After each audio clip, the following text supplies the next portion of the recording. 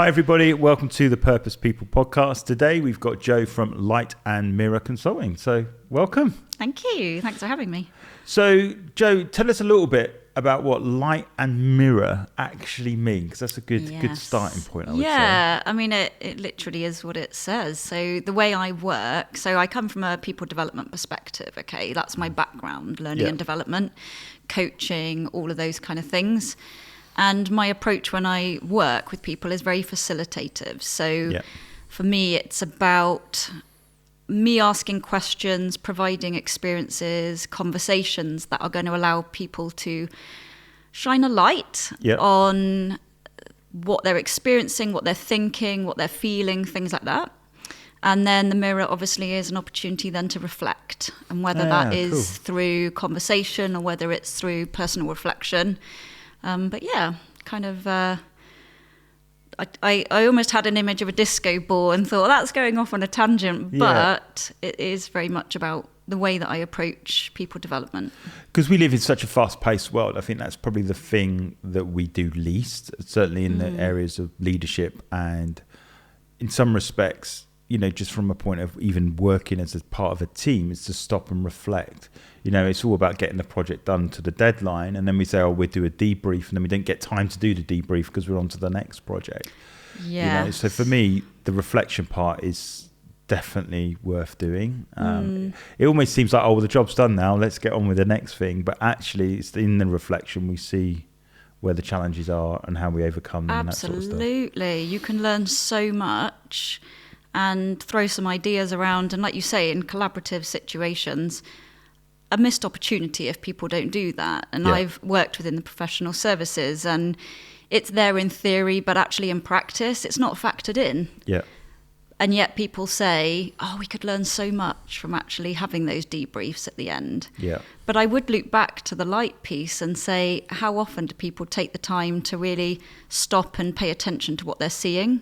Yeah. And asking those questions and actually having that focus on, well, what is actually happening? And, you know, asking some really powerful questions. So I think that's a really key part as well, is the opportunity to stop and really think about what is it you're trying to achieve, or what is it you actually want as well, rather than just being on that hamster wheel of go, and go, actually, why am I doing this? You know, so many people at points in their lives, I hate to use the whole midlife crisis type thing, but they stop and go, how did I get here? And is this actually what I want to be doing? Yeah.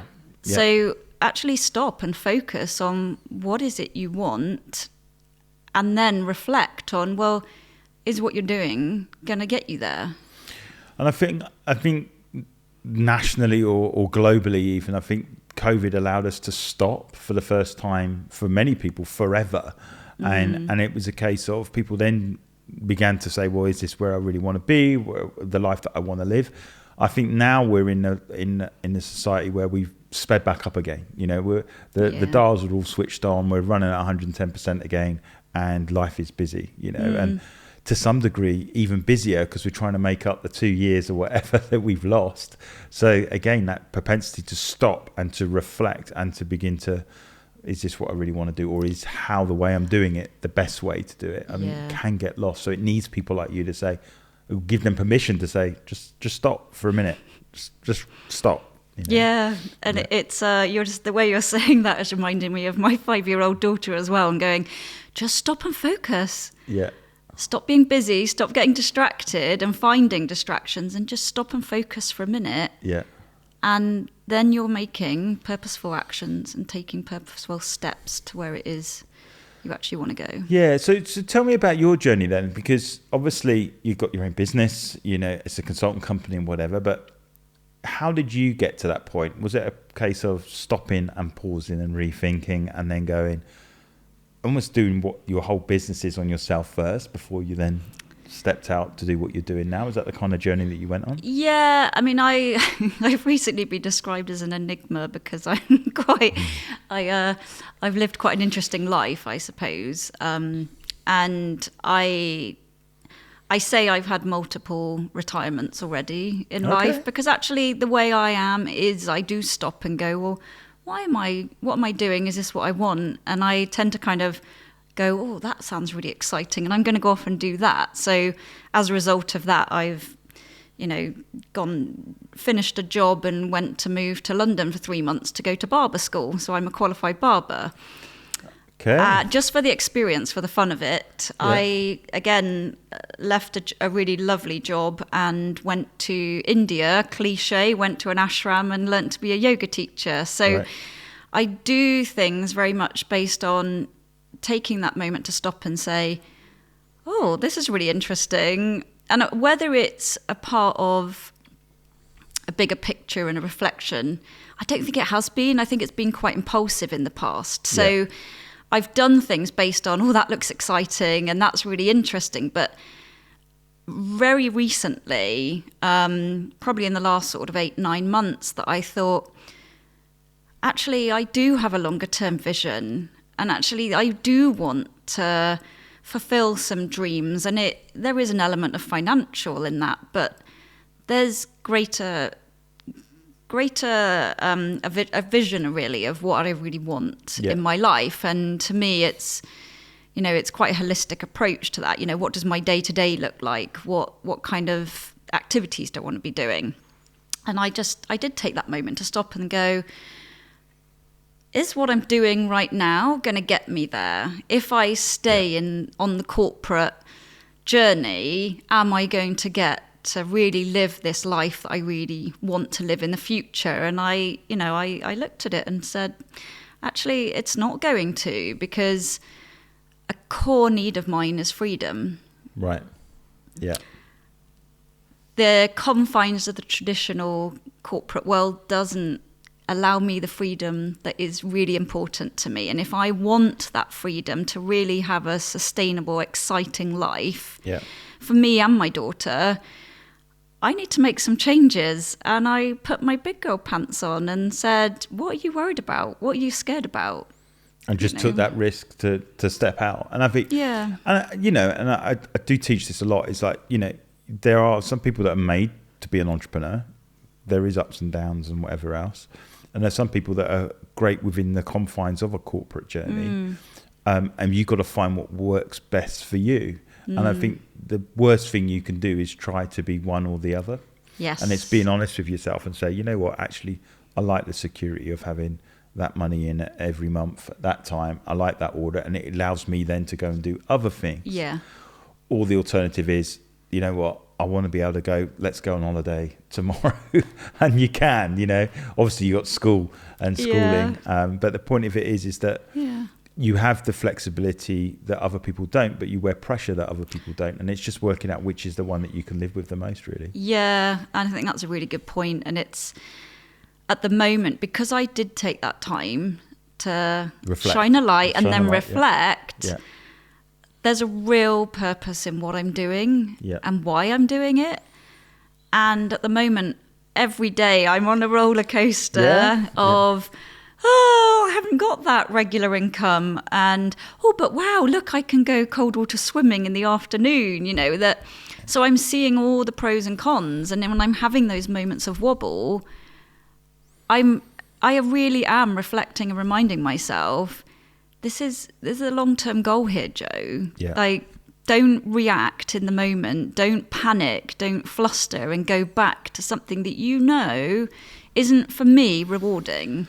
Yeah, and I think that's the thing, is not to forget the conviction of why you made that decision in the first place, because I think we can become circumstantially led, where things go up and down and whatever, and you go, wouldn't it be easier if I went and done that? But then in doing it, you'll be like, I've done it 3 months. I actually want to go back to where I was. Yeah. And it's to recognise that, there are emotional choices that you make, and it's to sort of like let those emotions settle before you make that decision. It's almost like in the creative world, you'll go give it the overnight test, or if it's a bigger decision, you sort of like say, well, let's leave it, let's have the weekend and then come back to it on Monday.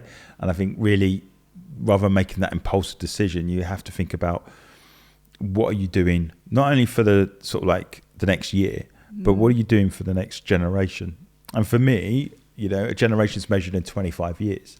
So some of the decisions I've made seem a bit crazy in the short term, but in the context of a longer generational piece, they make absolute sense. And that's not losing sight of the much bigger picture has enabled me to live through the day to day. Yeah, very much. My dad, spent yesterday a couple of hours with him and take him to the driving range, have a coffee and cake kind of thing. Yeah.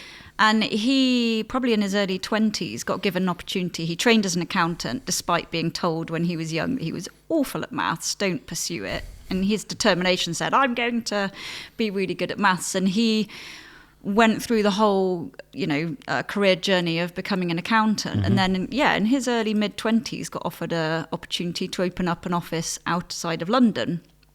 So he opened up the office in Bristol, which is why we're here. Yeah. And it meant incredibly long hours. It meant huge risk. He had, 2 very young daughters at the time. They bought a house that needed full renovation. He put so many hours into it. And I missed him in those years. Don't get me wrong. Like, there was a sacrifice for the family that came with that. But I always remember, when I'm finding things hard, my dad did this and he sacrificed a lot, and he's very successul now as a result. I think he retired when he was younger than I am now, Wow, so he did well out of it. But yesterday I said to him, because he said, how has your week been? I said, well, good, really great conversations, few wobbles, mainly through the financial, but I keep focusing on the why. Yeah. And he just said, yep, you've got to keep doing that. You keep going. Yeah. Exactly, and the fact that he said that and you've recognised that, it's like there's someone that's been there, yes, and done it and come out the other side. So you're going to respect that. Yes, he's your dad, but he's also going to respect it because they've done it. Yeah, they've gone through it, and I think that's it. It's almost that you want those people in your life that say, just keep going. Yes, rather than, why don't you just quit and do something else? And I think sometimes you often find that sometimes your nearest and dearest actually they're the ones that say quit. When in fact it's those people closest you want to say, no, keep going. You can make it happen. So it's an interesting thing for me that when you make a decision for cause or for that why, as you put it, I think that living that life of conviction is amazing how people start coming alongside you that have made similar decisions as well. It's not that you walk around with a great big badge, but generally speaking, they start to connect with one another. And certainly in my entrepreneurial journey, when I'm talking and connecting with people, they've been on a similar journey to me because, I got to a point where I pressed the reset button on my career, for that reason where I wanted to be more cause driven. I wanted the flexibility to make a greater impact, and I couldn't in the vehicle that we were currently in. And it's been, how do you call it, strong enough of mind and big enough of heart to say, I'm brave enough to say, I'm going to do it regardless. This seems nuts, but I've got to go with it because I want peace in here more than I want peace in here. And that's kind of how I reconcile it. And so my head and my heart are definitely aligned because that's what I'm doing. There is no other option in terms of the way that we go. But it took a while to get there and be that confident. You have your wobbles. You have that, am I doing the right thing? Am I not doing the right thing? But I mean, eventually you just have to say, well, this is it. I've just got to go with it and see where it takes us. I've had enough experience over the years of trying to step out and going back to the comfort zone of permanent employment, and it doesn't last long. Yeah. But I think something you said then resonated in terms of, being able to impact more people. And I've generally worked for the small organisations, more often than not being the learning and development person in an organisation. Yeah. And one thing that really energises me actually about going off on my own is being able to work with a whole range of organisations and meet lots of different people and therefore have a bigger impact. And I'm just one person. My message isn't overly unique. There's lots of people out there, thankfully, that are wanting to go, come on, do what's right for you, do what's right for the world, and, be brave, put your big girl or big boy pants on or whatever you want to call it, and make the change, live the life that you want to live. And I I'm just so excited about that. Really. I think the thing is that there is a people though that you can influence and that you can impact, and so, even if you're impacting 100 people, there be your 100 people that you impact, or if it's 500 people or whatever. It's like, and the vehicles may change. It's like, I talk, I've written a book, I do a podcast. There are people that I'll never meet that have read the book. There are people that I'll never meet that listen to the podcast, but the message is the same, is that you have a purpose and go for it.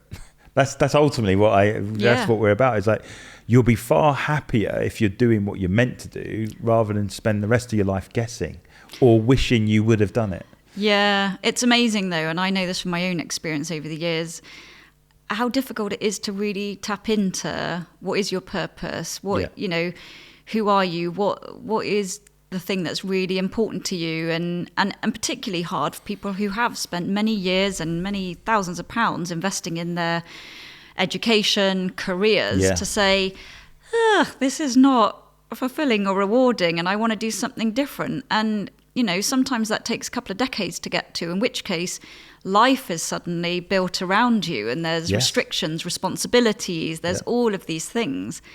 But I am so passionate about, challenging those assumptions and those perceived risks or challenges or blockers or barriers, whatever they are, and saying, we get one life, commit to it. And it can be scary. I love what you say there, because that's often the truth of it, is that you studied, you've now built a life around it. You have a car, maybe a mortgage or loans or debt or whatever it is, that all make logical sense for you to stay where you are. Yeah. And it takes the braveness of making that decision. It goes, well, regardless of all that, I'm still going to do it anyway. Yeah. And I do believe it does get harder as you get older because of the responsibilities that you carry. And so I don't envy it. What I do say is that we need to be asking those questions earlier. Yes. Whether it's in business, when we're talking about careers or college or university, or it's in school. You ask them at school. Now, we think back when we were younger, we probably didn't know what we wanted to do fully, but we need to start exploring those much deeper questions a lot earlier on, rather than leaving it to 25, 26, 27 when we're thinking, we're approaching 30 now, is this it, type thing. Yeah. And I don't think there's no coincidence. I don't know if you heard of the 27 Club. Yeah, so Kurt Cobain, Janis Joplin, Amy Winehouse, these are people at the peak of their powers that died early, where they were asking that question. They had been very successful, but then they were looking at, what does life look like on the other side? Because when you're in the public eye, obviously you get older and you look slightly different, and that sort of stuff. And then you've got to make decisions. And if you're not living that life on purpose, or you think that was just it, like a footballer, you play 10, 15 years and then think, well, when I've stopped playing, now what do I do? If you're not asking those much bigger, purposeful questions, then that's where you get trapped. And I think then life becomes meaningless. And I think that's why you might be a brilliant footballer, but there might be much more to your story, where they lose that sense of identity. And I think what you've rightly pointed out here is the identity issue, is that, you build one identity, but then you find out that's not the identity that you want to be. You look in the mirror and you go, I don't recognize the person I want to be. Yeah. So so tell us a little bit about your backstory then, in terms of you obviously at school. What was the dream when you were a kid? Can you remember? I never had one. Did you not? No, was I it just to have fun then and play? Honestly, I don't know. I remember doing the careers, conversations. You answer some questions and it said, well, graphic designer, interior designer, or forestry. Okay. But interestingly, nothing talked about starting your own business. Yeah. Pursuing something other than going to university and being, an employee. Yeah. But I never had that vision. And I just kind of got lost, really, to be honest. When I was sort of around 16, I think it was, I had quite an experience which really changed who I was. I was always, I had an amazing imagination. I loved creating things. And I was relatively quiet, relatively shy, kept my head down, did okay at school. And then I met this guy from another town, and he was quite wild and exciting and all of this stuff. But anyway, there was a particular evening where too many ciders, we could say, circumstances, one thing led to another, and next thing you know, I was in a position where, and I still find it hard to say it actually, but I was raped. And didn't tell anyone about it. Told my sister, but said, don't tell anybody. And didn't realise what happened, to be honest. It was just one of those things, I guess. Yeah, maybe shock as well, really. Too young to really understand what had happened. And my personality changed. My parents noticed it, but they didn't know why. Yeah.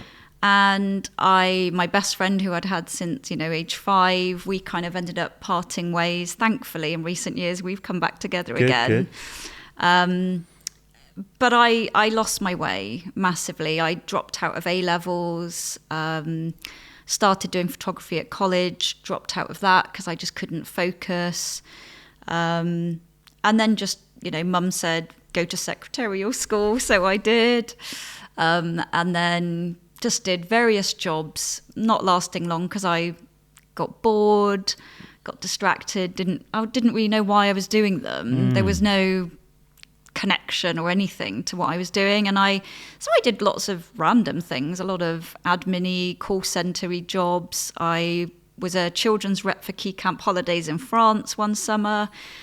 I worked at TGI Fridays. I had crazy experiences. Yeah.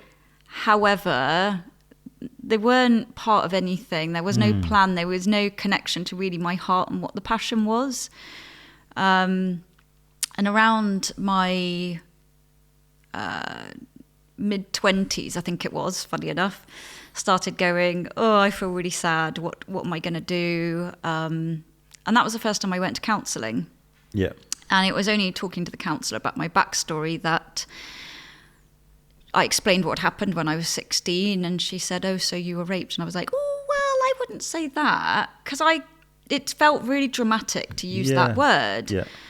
I actually told her about something that happened to me when I was in France for Key Camp Holidays as well, when I was 19, and that really was one where I can look back and say, I was raped. I was pinned down. Wow. I couldn't get away. I was physically trapped, right? Yeah.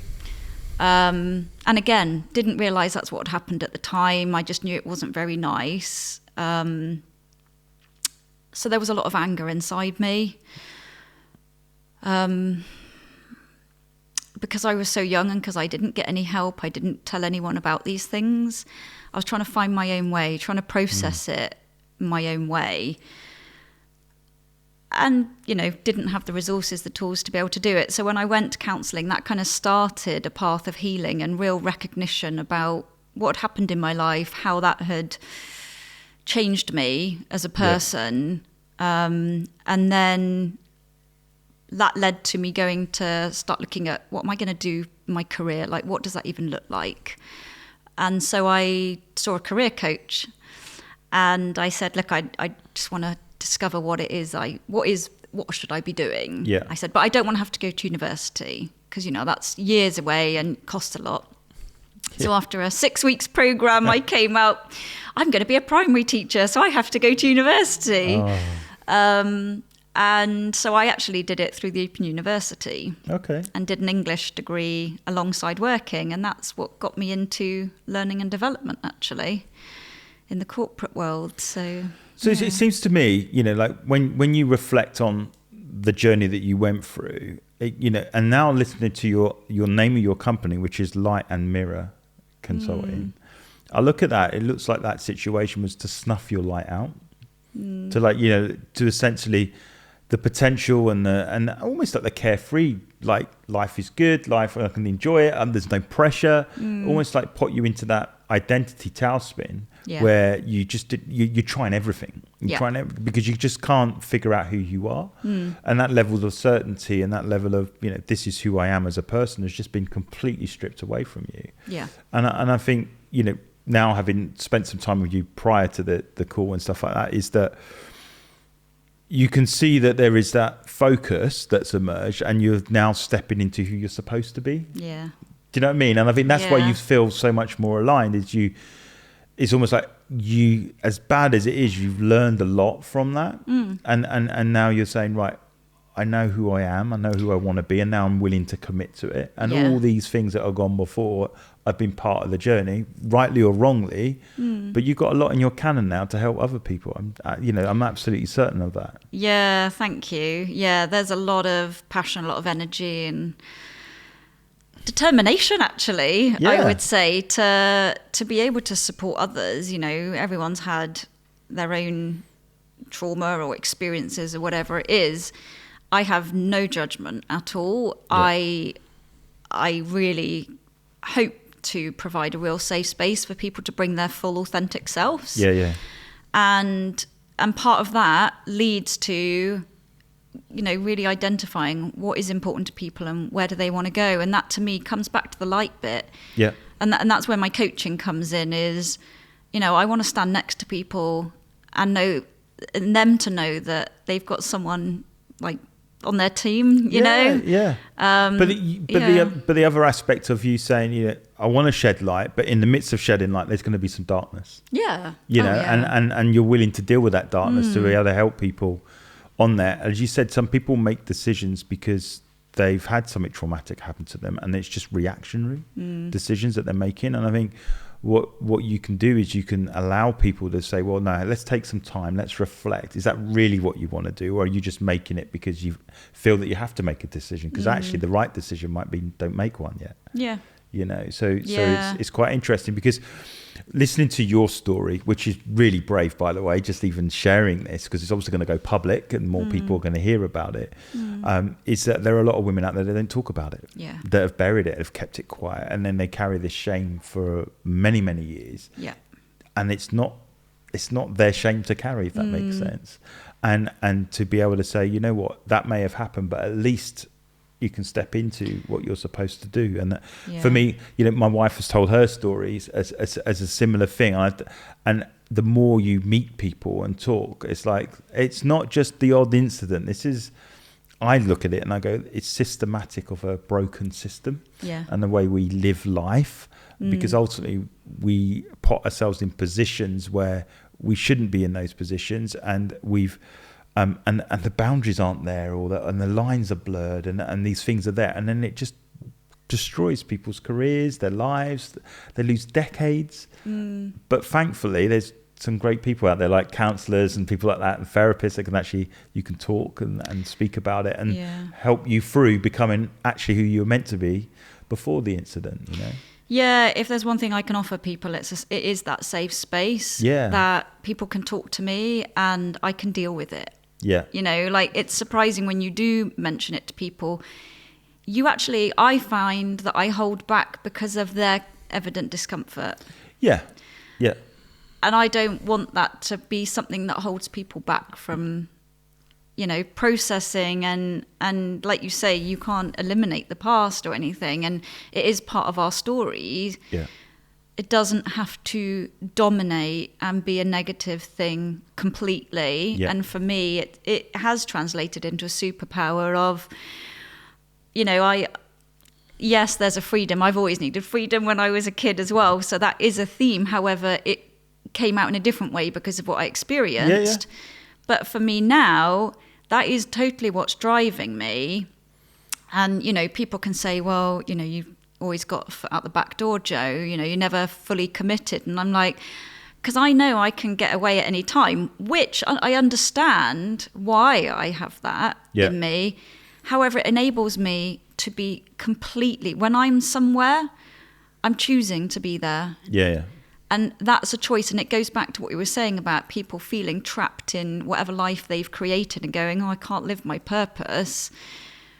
Actually, let's think about shaking things up and reframing almost the term commitment, if you know what I mean, 100%. And saying, choose to be where you want to be. It doesn't mean that, because you've got a backup plan, because you know that you can get away, or you can, whatever that is for you, it doesn't mean that it's not, I don't know if what I'm saying is making sense. But no. I mean, what you're saying is that, that is to commit to the moment and commit to the thing that you're actually in, and give it your absolute all. But ultimately, there may be, there might be a plan A or a plan B or a plan C that you have, and be confident enough to say, this isn't working for me, and let's go after that. Yeah. I think the journey you're on now, just from an observer and thing, is that you've done that because you're committed to deliver in the now, but there's something else and you haven't quite answered what that is. And I believe that that's what you've done now. You've answered it and you go, you know what,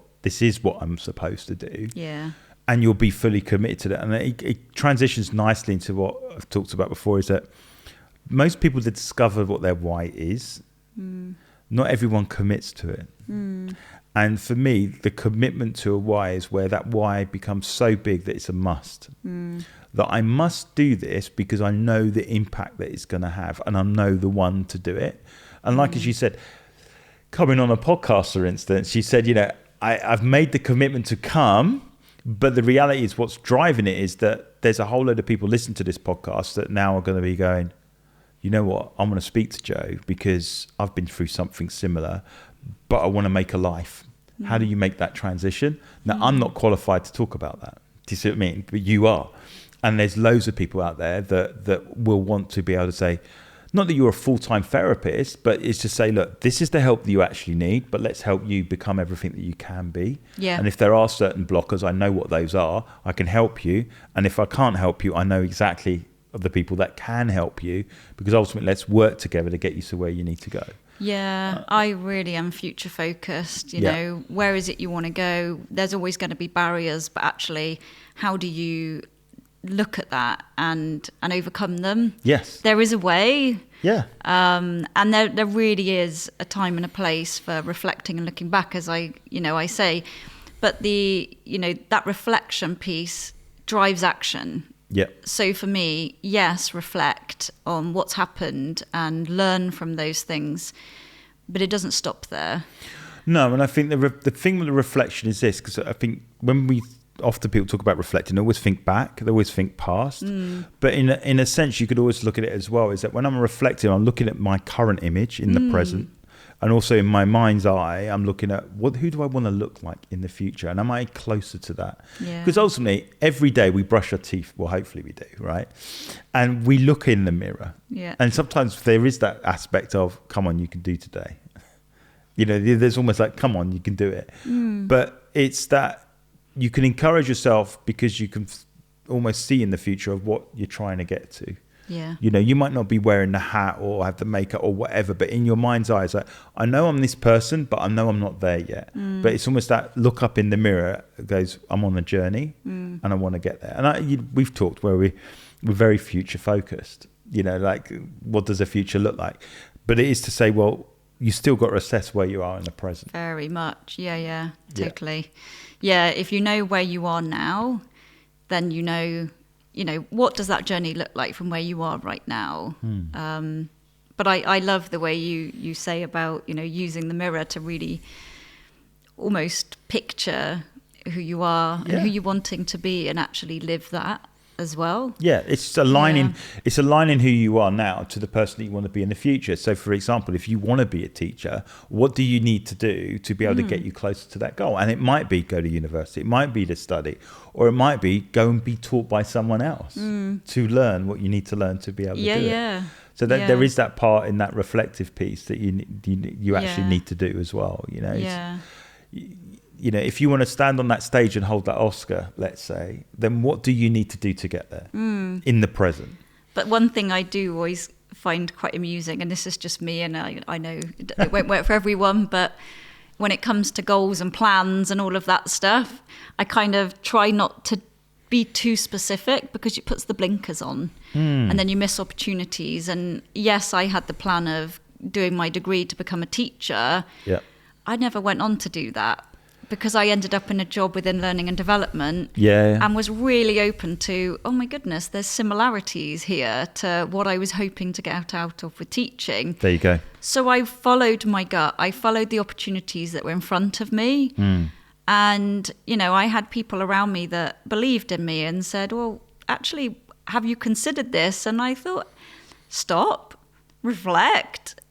No, I hadn't, but this is great. And I'm feeling really good in what I'm doing day in, day out. Yeah, because ultimately we've almost conditioned the only relevance to a teacher is a teacher that teaches kids in school. And then we forget there are so many other ways to take the same gift and have a greater impact. It was like with me with sport when I was a kid. It's like, I'll be a football manager, but in order to be a football manager, I've got to make it as a player, you know. And I thought they were the only two jobs in football. It's only now I look back and think, oh man, there was coaching, there was physiotherapy, but you don't get taught all that sort of stuff. You think, well, I've got to be a player first, and yet there are some great managers out there that never played the game. They just become students of leadership, you know. So it's to recognise that ultimately managers are leaders. No different from a leader in a CEO of a company as a point of in a sport. Yeah, they're results driven like you are as a CEO, but you still use similar tools. Very much. And again, you know, that careers day, these are the 4 careers. But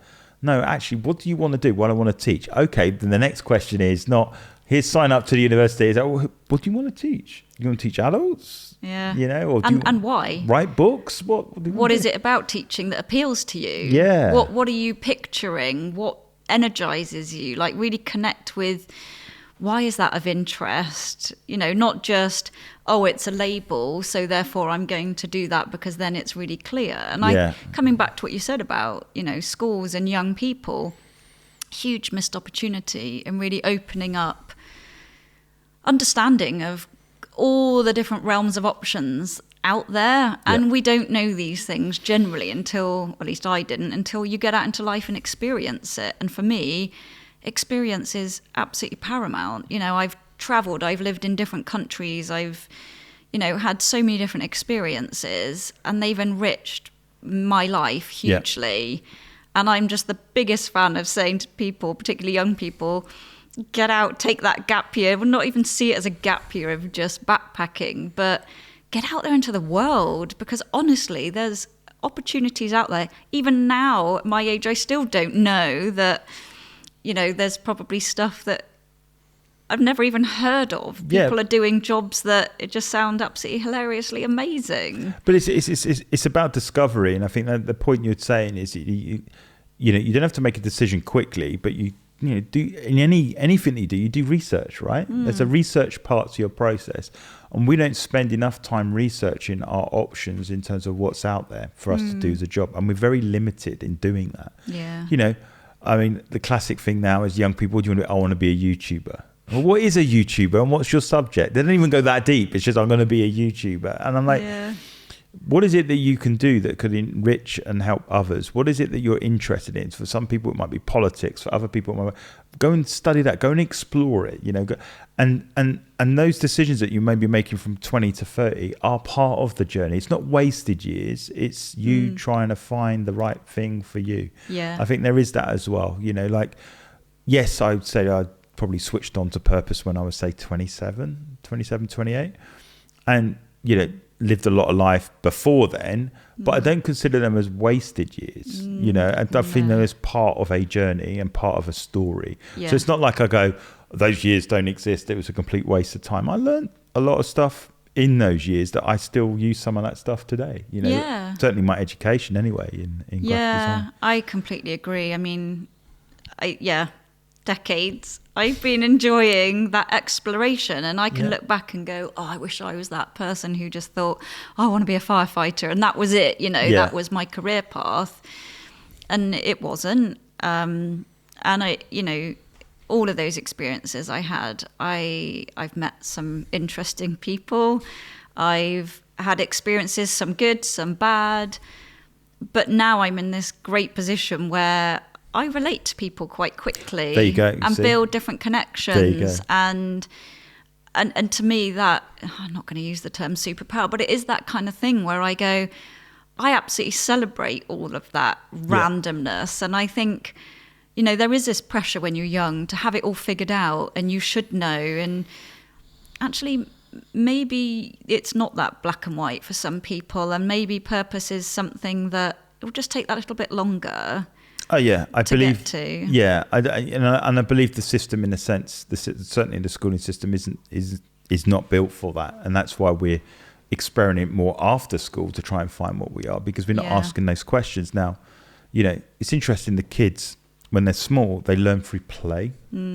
And it's almost like they get to an age where all the toys go away and we stop playing. But I find the adults that actually do find purpose don't lose that sense of play. Do not lose that sense of trying things and failing and making a mistake. And you know, I look at my jobs that I had. You know, I didn't like leave college.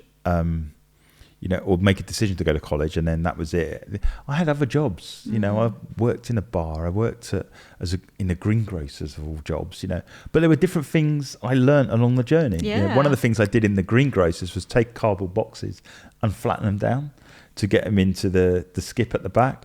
And actually, of all the jobs that you could do, that's probably the best one, because I know you'd be in the rain, whatever, but you didn't have to serve loads of people.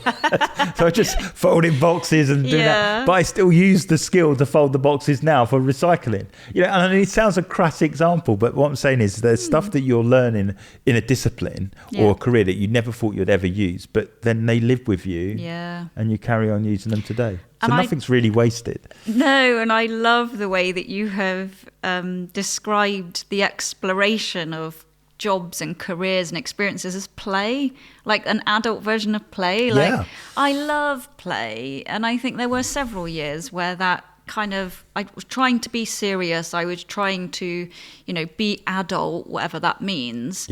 And it's just, I take the work I do seriously, but I don't take myself seriously. I'm a very playful person, and I bring that to everything. You know, in yoga, anyone who's been to my yoga classes, I get people laughing because as far as I'm concerned, why shouldn't we enjoy it? And if you're enjoying things and you're smiling, you're relaxing, you're more receptive.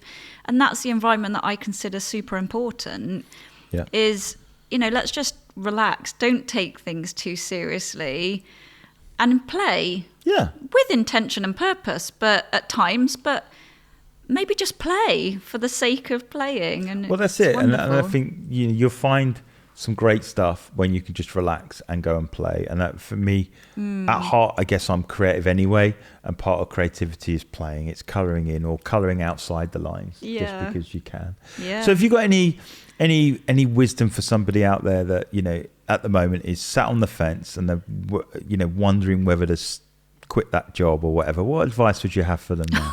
Oh, that's a real tough question to answer. Because you've done it, right? You sit on the other side of the fence. So what would you say to what would you wish someone said to you to almost push you over the edge? I think for me,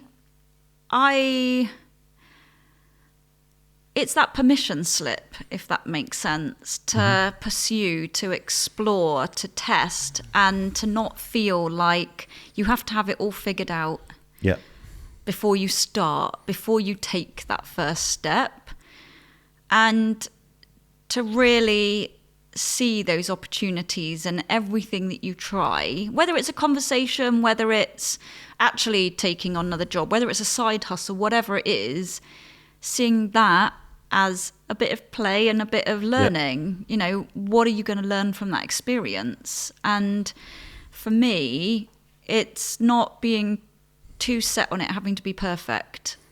So anyone who's on that fence going, oh, it's like, you know, think of the worst case scenario, right? And always remember, have one foot out the back door. So, and what I mean by that is, you know, have a bit of a backup plan maybe, or, you know that you could go back to so something. So if it fails, okay, it was the wrong thing. You have the flexibility to try something else. You're not completely discounted. And I think the other piece I would say, which I believe wholeheartedly in, is just challenge those assumptions. You know, you hear people go, oh, I couldn't do that. I couldn't, you know, I've always wanted to go to, I don't know, let's say India again, but I couldn't do that because I probably wouldn't get a job when I got back. And I just go, is that fact? Yeah. Do you know that's the case? Is that true? Yeah, because we often get held back by what we perceive to be fact, and it's not always fact. And actually, if you just spend a couple of minutes going, okay, it's not fact, where is that really coming from? And it's probably coming from a fear. Yeah. And that's okay, but it doesn't necessarily have to hold you back. No, that's great. For me, it's. I think the only thing I take out of today is that you can fail and you have other options. So just enjoy it, play, go for it and do it. Thank you so much for coming on. Thank you so much for being so open, honest, and authentic. And from you as a consultant to be that open shows that whoever comes across your path is in safe hands. So, how would they get in touch with you? How would they reach out? Yeah, thank you. No, thank you for inviting me. You can find me, Jo Ruston, on LinkedIn. Yeah. Website is lightandmirror.com. Brilliant. Quite Great simple. URL. Well done. No, so thank you once again. Really appreciate it. It's been a great conversation. And as I said, if anyone wants to reach out to speak to Jo about anything in terms of the stuff that you've gone through as well, I'm sure Jo would be more than happy to speak with you and point you in the right direction. But once again, thank you so much for taking the time. Thank you. I really enjoyed it. Hi, everybody. Thank you so much for listening to the Purpose People podcast. How you can help us is to like and subscribe our YouTube channel. You can also subscribe to our podcasts on Apple, Spotify, Google and Amazon. That helps us get our message out there to help people go after their dreams, double down on it and be successful in life on their terms.